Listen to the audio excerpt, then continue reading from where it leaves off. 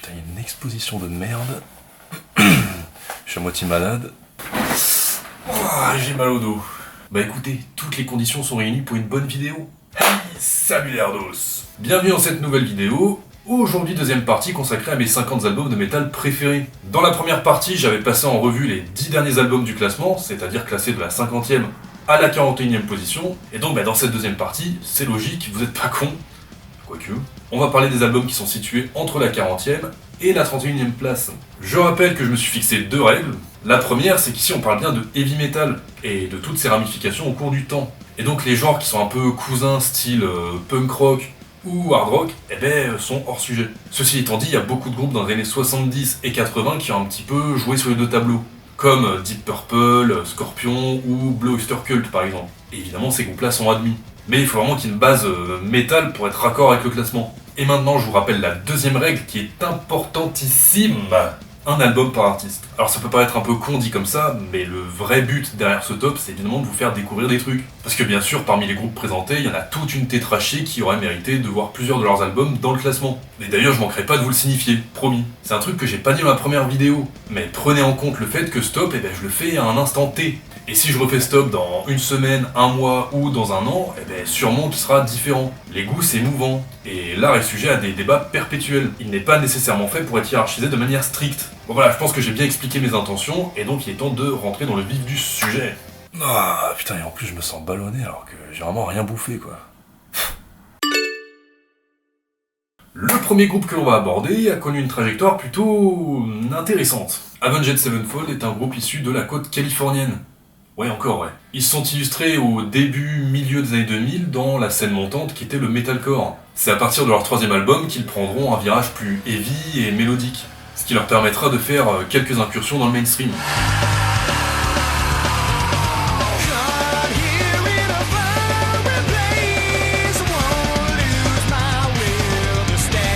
Malgré leur sonorité tonifiante et leur belle gueule de boys band, ça a jamais vraiment été un groupe qu'on peut qualifier de commercial. Et pour cause, leurs compositions sont généralement trop longues et ambitieuses pour les ondes radio. Et à contrario, peut-être un peu trop pop pour les puristes du métal. Ouais, ils ont toujours eu plus ou moins le cul entre deux chaises. On fait un petit bond jusqu'en 2013, et les Californiens sortent leur 6ème album, Hail to the King. Un album qui a pas mal divisé, mais que personnellement j'aime bien. Ce Hail to the King, c'est un petit peu leur Black Album, avec des compositions plus courtes et aussi plus efficaces. Donc forcément on se dit qu'à ce moment-là, le groupe a décidé de quel côté du manche se placer. Mais on peut pas vraiment leur en vouloir. Il y a un bon nombre d'artistes qui auraient choisi cette voie les yeux fermés. Bon, évidemment il y a un plot twist, sinon j'aurais pas parlé de tout ça. 3 ans plus tard, en 2016, alors que tout le monde s'apprête à finaliser son meilleur costume d'Halloween, sort dans l'intimité la plus totale, The Stage. Alors pour le coup cet album c'est vraiment la surprise que t'as pas vu venir. Le groupe fait en quelque sorte son coming out prog, et signe par la même occasion son divorce avec le mainstream. L'album est vraiment une ode à la guitare, faisant la part belle aux harmonisations et aux solos de grande classe.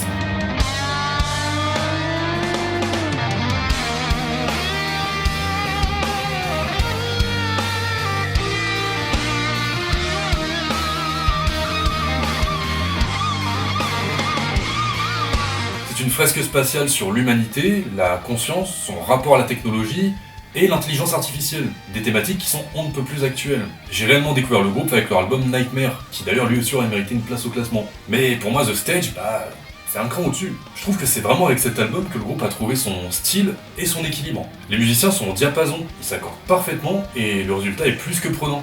En plus de ça, l'album se termine en apothéose avec un morceau de plus de 15 minutes, qui synthétise vraiment toutes les qualités de l'album.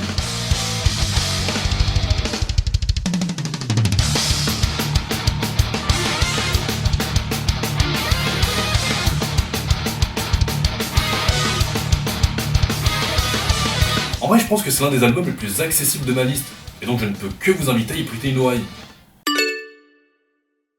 Il est temps de plonger dans un univers nouveau, et l'artiste qu'on va aborder est un personnage extravagant, c'est le moins qu'on puisse dire. Du haut de son quasi-double mètre et de son haut de forme particulier, Buckethead est vraiment un artiste singulier de la scène. Mais n'allez pas croire qu'il a usurpé sa réputation de par ses artifices. Buckethead est un guitar hero accompli ayant officié aux côtés de pointures du metal game, comme par exemple les Guns N' Roses. Histoire de pousser la folie jusqu'au bout, notre guitariste masqué a sorti plusieurs centaines d'albums. Et non, c'est pas une blague. à raison d'une sortie tous les, je sais pas, 1 ou 2 semaines quoi. Alors j'ai plus le compte exact, puisqu'il faut faire des mises à jour régulièrement, c'est complètement dingue. Au milieu de ce joyeux bordel, il y a quelques albums qui sont parvenus à mes oreilles intransigeantes. Et d'ailleurs il y a un peu de tout, hein. C'est un artiste qui est vraiment très éclectique. Il y a des albums qui sont très violents, d'autres qui sont très démonstratifs, d'autres qui sont minimalistes et acoustiques, et d'autres qui sont très funky.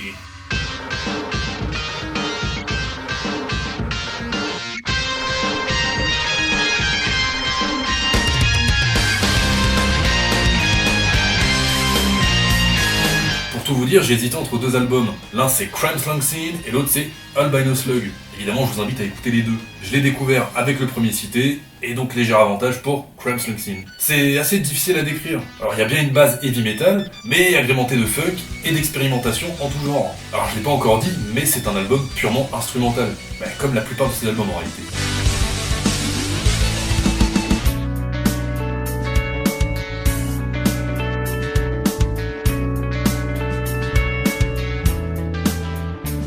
A l'instar d'un Tom Morello précédemment cité, Buckethead est un véritable DJ de son instrument. Mais pas à l'instar d'un Tom Morello, lui pour le coup il a vraiment une maîtrise totale de son instrument. Je veux pas manquer de respect à ce brave Tom Morello, mais c'est vraiment pas la même catégorie pour le coup. Et même si ça shred de partout, que c'est technique as fuck, je trouve que Buckethead ne tombe pas dans une technicité ostentatoire, mais explore au contraire toute une palette d'émotions variées. On passe de sonorités joyeuses, décalées et vivifiantes, à des passages plus aériens, intimistes et introspectifs.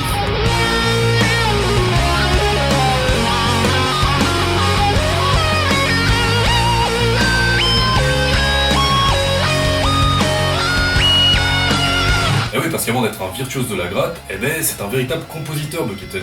Un poète Kindimo, mais qui par le biais de sa célèbre Les Paul blanche signature, transmet des émotions sincères. C'était un peu empoulé cette dernière phrase, je vous l'accorde.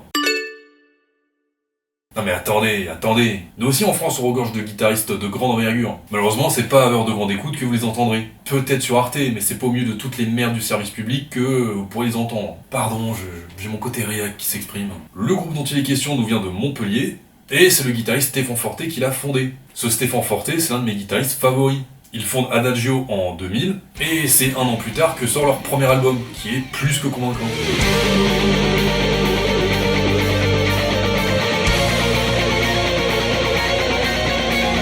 On sent déjà sur ce premier album que les Frenchies ont été largement influencés par le maître du néoclassique, Yngwie Malmsteen. Ils remettront le couvert 2 ans plus tard, avec l'album qui va nous intéresser. On va parler d'Underworld. Composé d'un line-up XXL, Adagio signe un album qui ne fait aucunement pas le figure face à l'œuvre du maître.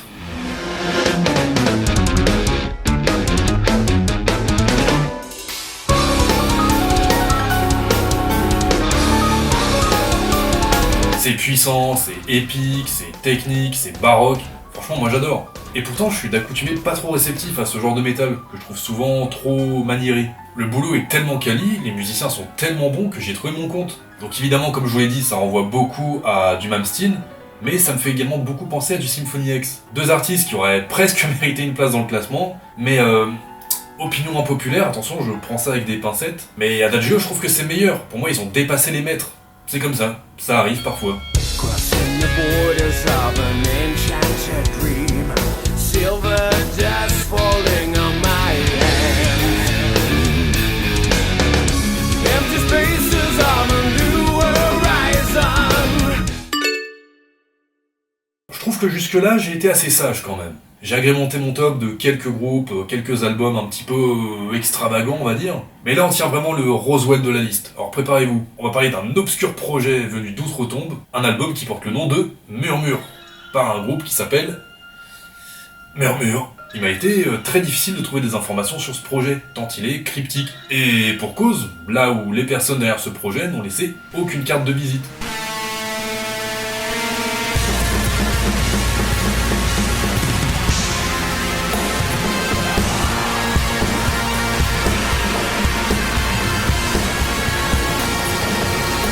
Murmure, c'est un album d'à peine une demi-heure. Pas de précédent, pas de suite, c'est juste un gouffre musical qui s'est présenté sur mon chemin, lors de mes pérégrinations sur YouTube.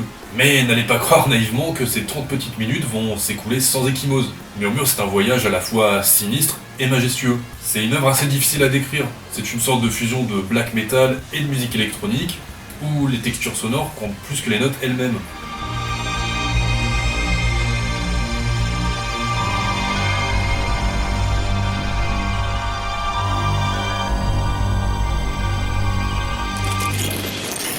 C'est une musique qui me fait toujours cogiter, sans que j'arrive à y dégager réellement un sens.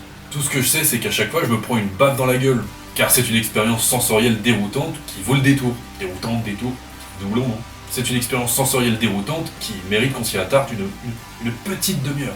Franchement, je sais pas quoi vous dire de plus. C'est une œuvre abstraite et brutiste à laquelle il faut se faire sa propre vérité. Chacun possède ses propres affects. Et vous commencez à le comprendre, j'ai un attrait prononcé pour le métal progressif.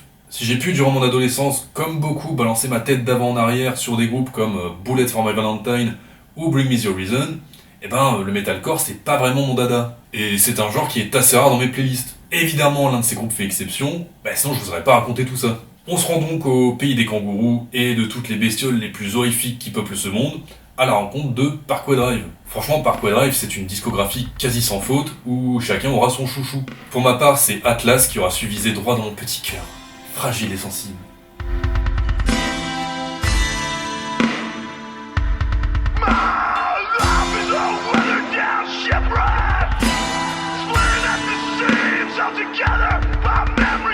Bon, évidemment, c'est du metalcore, donc les thématiques abordées, c'est du classique. À l'image de sa cover composée de vie spatiale, c'est un album qui aborde des thèmes sombres et universels. Fin du monde, désespoir social, souffrance intérieure, du classique. Mais là où le groupe se distingue, c'est que c'est vraiment particulièrement bien écrit.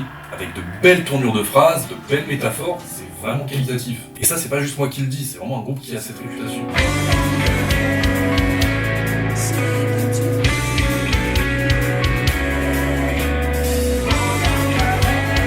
On ressent également une évolution musicale par rapport aux opus précédents, en proposant des riffs plus lourds et écrasants, et des breakdowns encore plus impactants. On y retrouve des ambiances plus épiques que jamais, renforcées par la présence bien sentie de cuivre, d'instruments à cordes et de chœurs. En fait, il n'y a pas de chichi avec cet album, et c'est ça qui me plaît.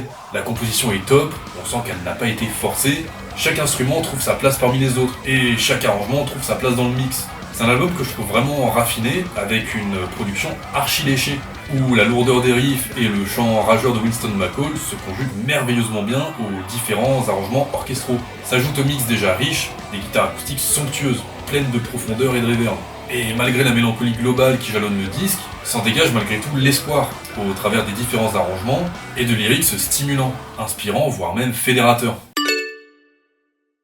Il est assez intéressant de remarquer certains tropismes culturels, y compris dans la musique. Certains styles ont pris racine et ont évolué dans certaines régions du monde. L'État du Washington avec le grunge, l'Allemagne avec le power, la Finlande avec le metal sympho, la Norvège avec le black metal, et la France avec toutes sortes de bizarreries. Et le groupe dont il va être question à cette position évolue dans un style caractéristique de la Géorgie. Non, pas celle-là. Oui, celle-là, oui. Né dans les marécages poisseux du sud-est des États-Unis, le sludge est un sous-genre du métal qui emprunte beaucoup au punk hardcore, mais qui, par bien des aspects, se rapproche beaucoup plus du stoner ou du thrash metal. Si initialement le genre se caractérise principalement par le chant lexical de la crasse, avec ses grosses guitares boueuses et pleines de fuzz, la scène géorgienne l'a façonné à sa manière. Alors il y a vraiment deux gros représentants de cette scène, mais spoiler, il y en a un dont on parlera plus tard. Pour l'heure, on va parler de Baroness. Si j'ai été déçu de leur dernière sortie, les deux premiers albums du groupe demeurent pour moi des incontournables de la scène prog. Car oui, ça peut paraître de prime abord étonnant, mais Baroness a fait le choix audacieux de mêler ce genre qui suinte les marais fumants avec la noblesse du prog, et le résultat est triomphant.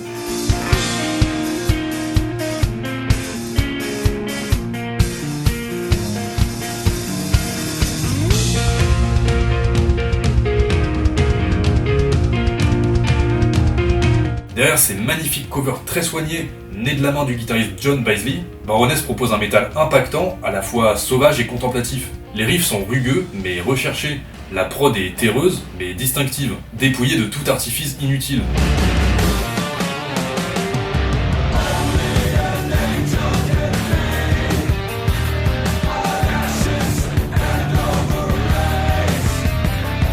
Bon bref, vous l'avez compris, moi j'adore ce côté granuleux et sale, et en même temps cette maîtrise.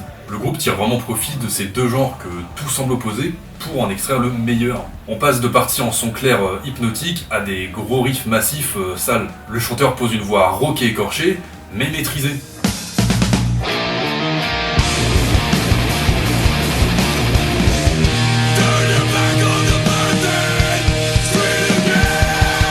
Du coup, je vous ai toujours pas dit quel album j'ai choisi. Et pour cause, ce sont deux albums jumeaux. Et donc ce qui s'applique à l'un, s'applique à l'autre. C'est donc un choix cornélien qui s'est imposé à moi, et encore une fois j'ai péché par la facilité, j'avoue. J'ai fait le choix de la nostalgie, et même si je préfère le bleu, c'est le Red Album que j'ai choisi. C'est celui que j'ai découvert en premier, et le triptyque d'ouverture, il est vraiment phénoménal. Et oui, du coup, je l'ai en physique lui aussi, hein. Il est beau, hein. Et ouais, dans la première partie, j'avais oublié de vous montrer les albums en physique, mais ça veut pas dire que je les ai pas, hein. Moi j'ai tout, moi, vous prenez pour qui? J'ai précédemment évoqué plus la vidéo passe, plus je suis malade, je crois. J'ai précédemment évoqué l'état du Washington comme terrain du grunge, et justement on y vient. En provenance de Seattle, le genre s'est vu porté par un Big Four bien connu de tous. On a bien évidemment Nirvana en tête de gondole, suivi de Soundgarden et Pearl Jam. Mais celui qui va nous intéresser, c'est le quatrième d'entre eux, Alice in Chains.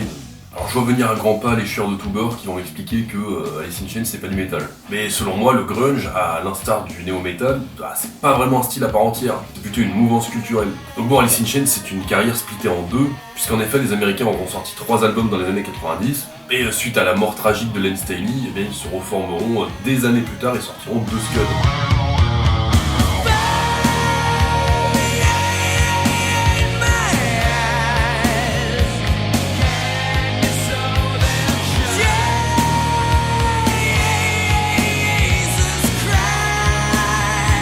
Alors ces 2 derniers disques qui sont très sympas, mais pour moi ça vaut pas les 3 premiers évidemment. Je coupe la poire en 2 et je choisis Dirt.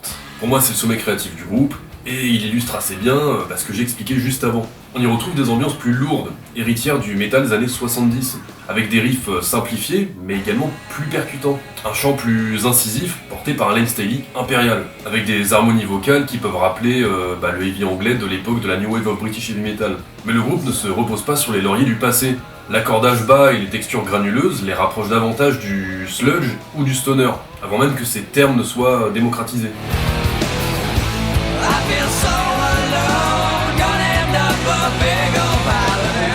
A noter également une présence caractérisée de la guitare acoustique, ce qui donne un vernis folk et blues à leur composition. Ça donne une vibe un peu western qui personnellement me renvoie un petit peu à du Neil Young.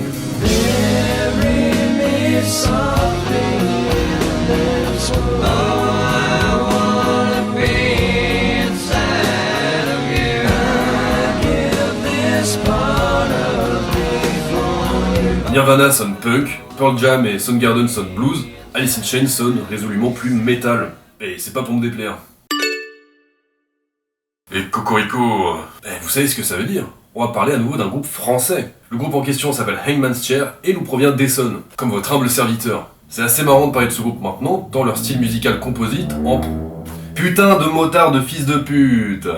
C'est assez marrant de parler de ce groupe maintenant, tant leur style musical composite emprunte à des groupes et à des genres qu'on a vus précédemment. Après des débuts prometteurs, on ressent principalement l'influence de groupes de métal sudistes comme Down. Les Franciliens tirent leur épingle du jeu en 2018 avec leur album Banlieue Triste. Ici, le groupe ralentit la cadence, ce qui les rapproche davantage du doom. Ils y incorporent des éléments de post-metal, de shoegaze ou encore de rock gothique. Le tout avec une forte identité urbaine.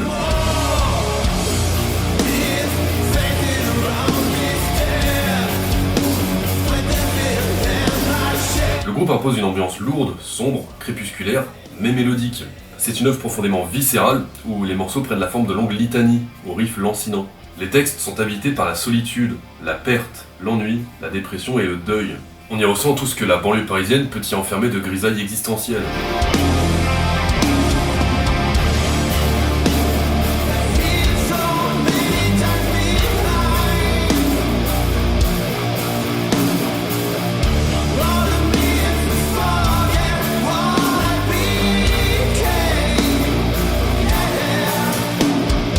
Parmi leurs influences me vient directement Type O Negative et Alice in Chains, vu juste avant. L'album tire bien son nom. Il tisse un portrait morne et nocturne de cet urbanisme. Mais la musique dégage malgré tout une certaine beauté lugubre. Allez, cette fois-ci, je vous embarque dans un monde déstructuré et cacophonique au possible. C'est un groupe cher à mon cœur, j'ai nommé The Dillinger Escape Plan. Ouais, j'essaie de faire des petits efforts sur mon accent. C'est un groupe qui, à son prime, sortait un album tous les 2, 3, 4 ans. Et à chaque fois de très grande classe. Alors autant vous dire que ça n'a pas été chose aisée de trancher parmi ces 3-là. Quelque part par là. J'ai finalement opté pour celui qui me semble être l'album de la maturité, Option Paralysis. C'est à mon sens ici que le groupe déploie toute sa folie créatrice de la meilleure des manières.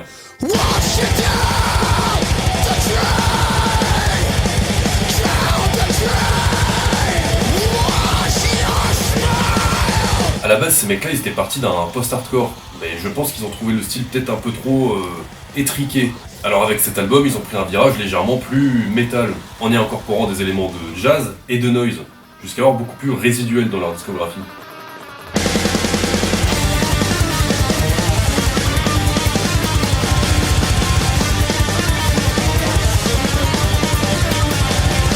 Je me rends compte que c'est vraiment difficile de poser les mots justes sur un groupe comme ça.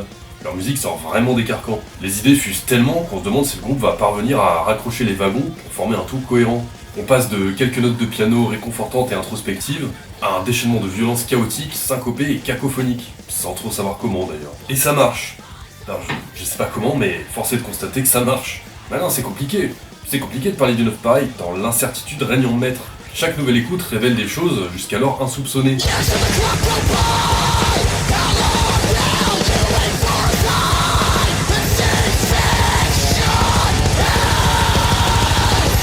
Les New-Jerseyens proposent une musique jouissive, mais complexe, entêtante, mais apoplectique.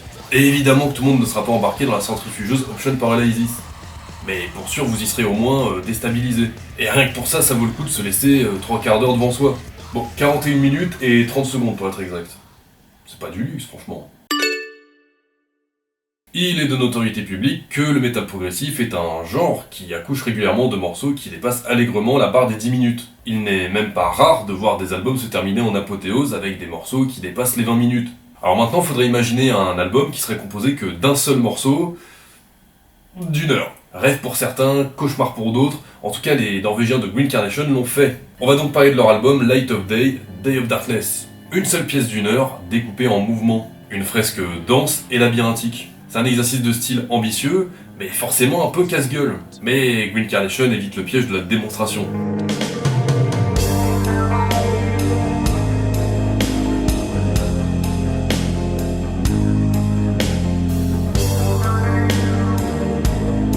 Ici on baigne pas dans la technicité, mais dans un univers. L'immersion est le maître mot. L'album est un patchwork de textures, des riffs lourds et sinistres, des arpèges mélancoliques, des nappes de clavier envoûtantes, des chœurs d'enfants, des voix féminines fantomatiques, des cordes, du saxophone, ça, bref, tout y passe. Et pourtant rien ne sonne superflu, tout est là pour servir une progression, une narration, comme si l'album respirait au travers de ses instruments. Encore une fois, je me rends pas les choses faciles en parlant d'un album pareil.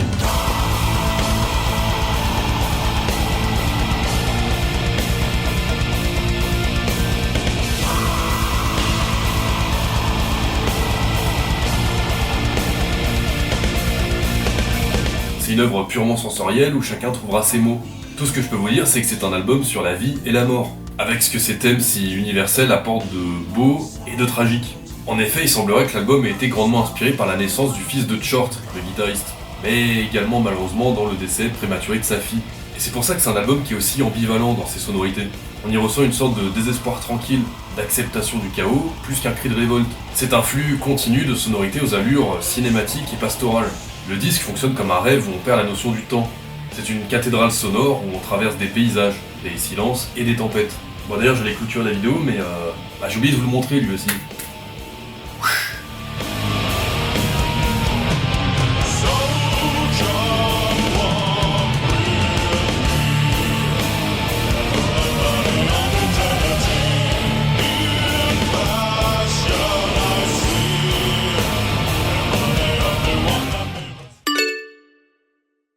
Et bien pour conclure, je vous renvoie à ce que j'ai dit dans la dernière conclusion. Bon c'est vrai que j'ai pas grand chose à dire. Mine de rien, dans la prochaine salve, on va basculer de la deuxième à la première partie de tableau, et donc ça va commencer à ressembler à quelque chose, voilà.